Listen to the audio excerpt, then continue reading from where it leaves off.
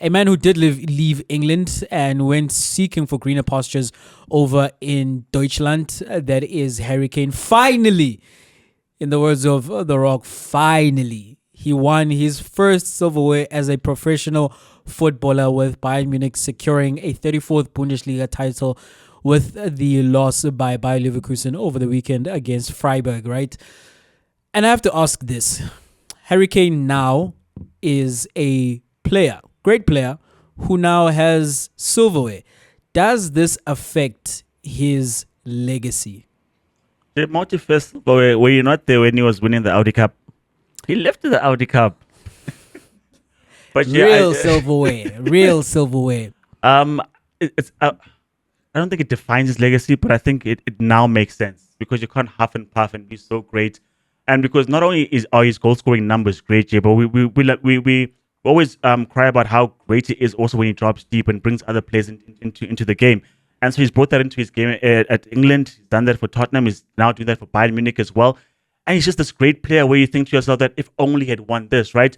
And I mean, for instance, right, you'd find trivia that did you know that Ronaldo has never won R9, the Champions League? Surprise. Zlatan hasn't won the Champions League. Surprise. Both Harry Kane was just having never lifted a cup. That is big. He had nothing. That is big. Those other ones are anomalies, right? But they're league cups, they're domestic trophies as well in terms of knockouts and competitions like that. They've cemented all this international glory when it comes to R9 as well, lifting World Cups and being World Player of the Year. You're like, okay, I don't think much is missing from your CV. Just like how with Messi was like, he's won everything but the World Cup. And when he did, people said he's the GOAT. Whereas you and I genuinely believe that he didn't really swing the needle either way because however you saw him before the World Cup should still be the same way because most of his work was done before that World Cup triumph, and whatever status that you believe he is, whether he's number one in the world or you've got Ronaldo, like I do ahead of him, still stay the same way. So with Harry Kane, Jay, I think it was amazing. It was great that he's finally got his hands on a piece of silverware. To define it, I don't know, Jay, but I think it's the beginning of something great because you want to look back and say, there's the trophy, there's the medal from that campaign and that campaign, we won this and that, versus here's my top goal scorer award. I think that doesn't quite give you the picture of who Harry Kane is. So I think it's befitting and makes sense. Is it career defining? I think it's the start of being something career defining because I imagine with Bayern Munich, he's going to win more league titles and finally trophy cabinet is going to be full and then it's going to be a full career. It's not going to be full, Chuck. Anthony Payne's will win like three more. Takes a lot. I don't think he's going to be there for 3 more seasons at Bayern Munich. You don't think so? No, I don't. I think I think he's there for one contract, and then we'll see him back in the Premier League. But we'll see what happens. To do what? With who? Probably with Spurs again, because and to do what? To break Alan Shearer's record. I think that's something that is in his line of sight. I'm happy for Harry Kane, right? I love Harry Kane, man. Harry Kane is genuinely one of my favorite footballers. And it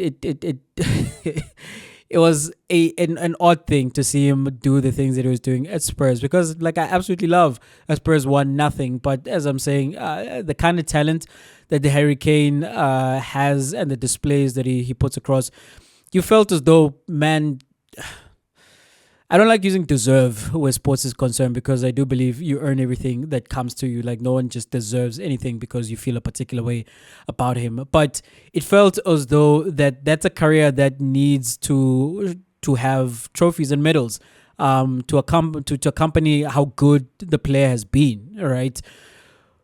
And do I think that his legacy is going to be affected? I do think it's going to be affected by the fact that now he is a winner.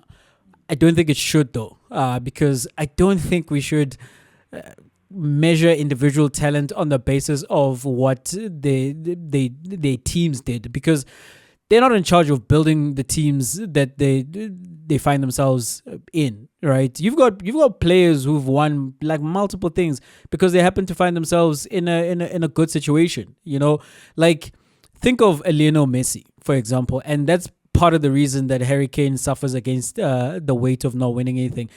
Messi not only has the goals and the assists and the performances, he also is the most winningest footballer in history. He's got the most titles of any professional footballer. Maybe let me say like who's played in he surpassed Alves by playing in Miami, right? But Chuck, Lionel Messi was a Barcelona player.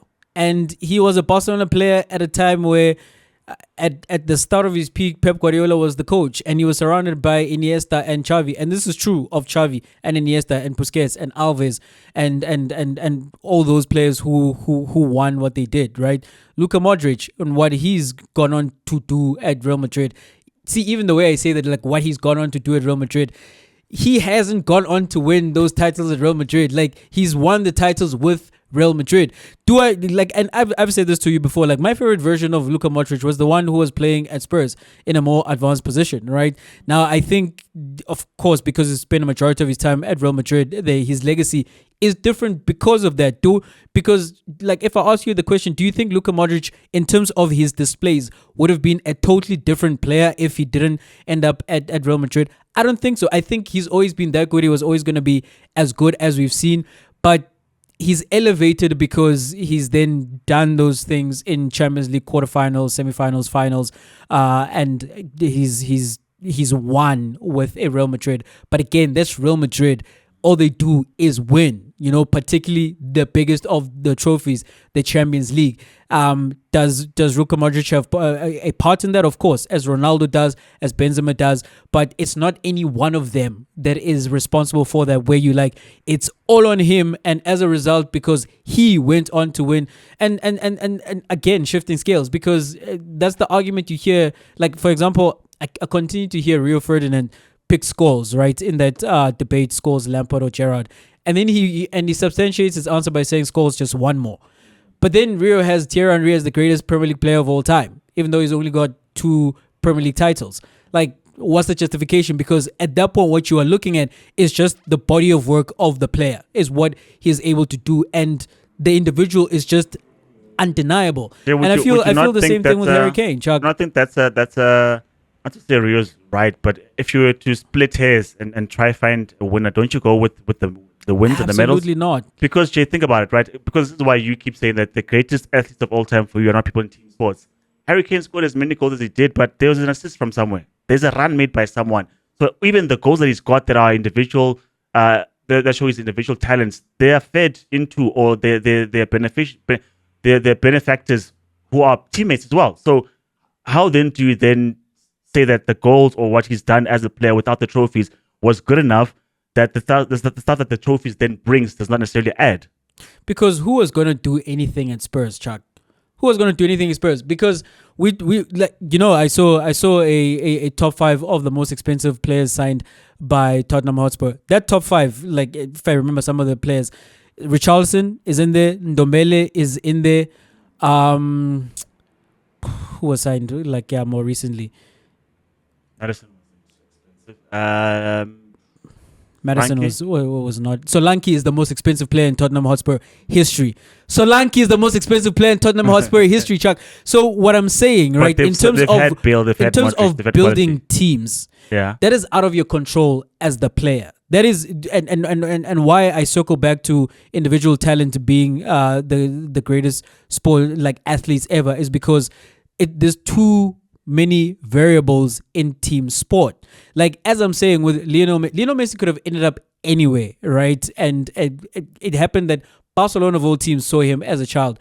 Barcelona, who, okay, I will pay for your medication, and he finds himself in the class of 87 at La Masia, and everything else then that happens subsequently. Because, Chuck, if you, and this is what I've said, like, if you had dropped Harry Kane into Lewandowski's position for the time period that Lewandowski was at Bayern Munich, maybe he doesn't score as many goals as Lewandowski, but I feel that he approximates what Lewandowski gave Bayern Munich, and we'd be talking about him as having all these trophies. But that's because this is who Bayern Munich are. That's why Bayern Munich can lose a title one season to a team where it takes them to be invincible to win the Bundesliga title, and then they come back next season with a company who's never won anything before as well. And great job by the coach, right? And great job by the squad. But when you contextualize it, it's Bayern Munich in the Bundesliga. Like, they tend to win the Bundesliga because of how they have more money than everybody else, have greater resources than everybody else.